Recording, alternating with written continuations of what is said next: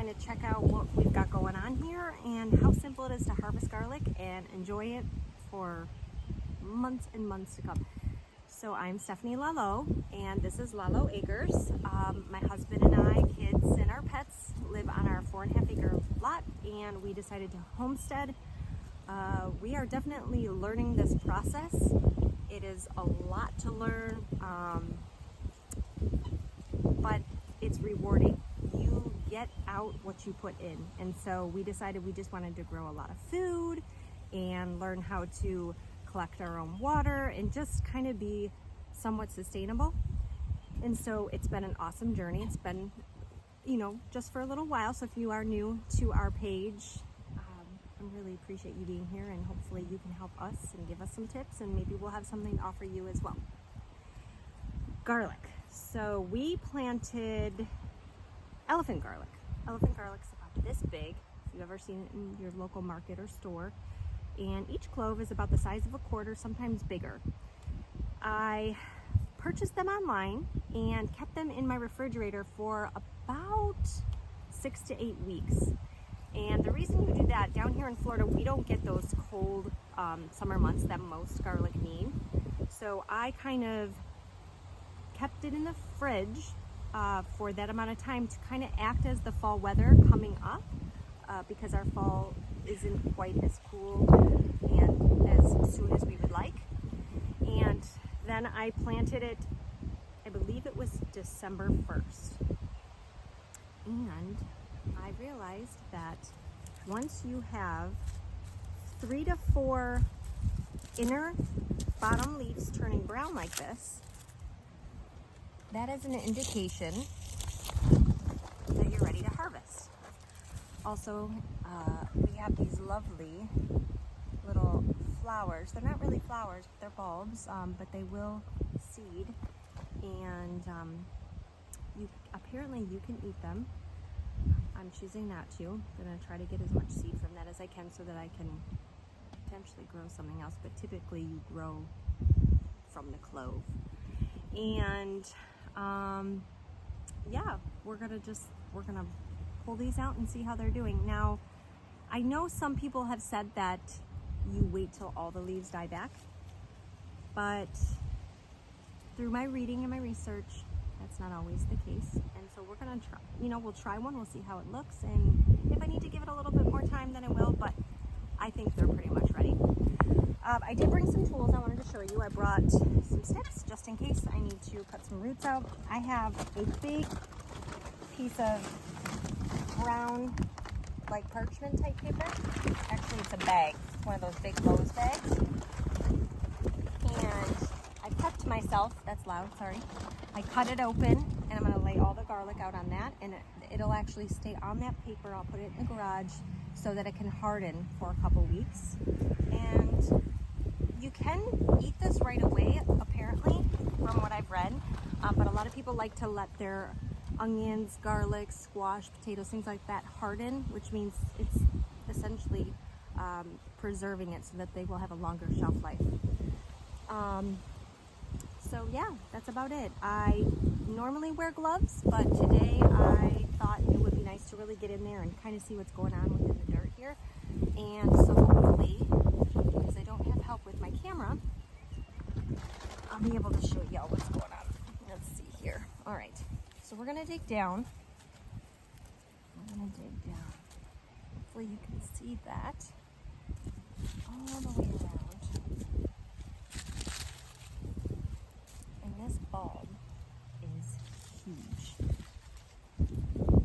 And what I like to do is kind of go around and see the size. Kind of helps me determine. Woo! Sorry, it scared me. It's like a little mini roach there. Those fun ones. And this is gigantic. Let's give it a little wiggle. And you know what? I'm gonna cut this off. That's why I brought these snips. I'm gonna discard that. I'm gonna give it a little wiggle. Maybe I'll need to get my gloves. And there you go. Look at the size of that. This thing is huge. I know it doesn't do justice on the camera, but this bulb right here is probably the size of a softball. No joke. Isn't that cool? And easy. Comes right out. The roots are clean. And I'll lay it down on the paper. And we'll move on to the next one. Super simple task. Let me tell you, garlic is like so easy to grow. These leaves I'll keep right in the bed. I'll actually bury them because dried leaves have really good like minerals in them as they break down and decompose, and it'll put nutrients back in the dirt, which is really good for the next plant that I decide to put in here. It'll just keep the dirt real fresh and you know, nutrient enriched. Some worms. It's just the worm. Worms are good. Worms are good. Let me tell you, every time I see a worm in here, I get so excited. Just thought it was a roach again. Worms are just part of the ecosystem that have an amazing attribute to your garden bed. They eat all the bad stuff, while other bugs like wasps and bees all have their own part too. So we try to do everything as natural and safe as we can here on our little homestead. Be careful, I got some broccoli, fresh little broccoli seedlings that we put in here all over. Trying to maintain our bed, that's the other thing. As one plant moves out of its time, you know, you harvest it, you bring something else in the midst of that so that you constantly have an overlap of produce growing. We kind of had to learn the hard way last year and didn't do that. And our summers here in Florida, we're in kind of like Central Florida, zone 9A. It's very hot in the summer. It's so hot so that it's really hard to maintain really good gardens. You have to have a nice watering system and some shade. We don't have really shade at all, honestly. And so because it was our first year out here on our 4.5 acres, we didn't really understand. And so our summer, we got a really good amount of produce and harvest, but everything died quickly. It almost like overproduced. Everything went to seed because of too much sun or too much water.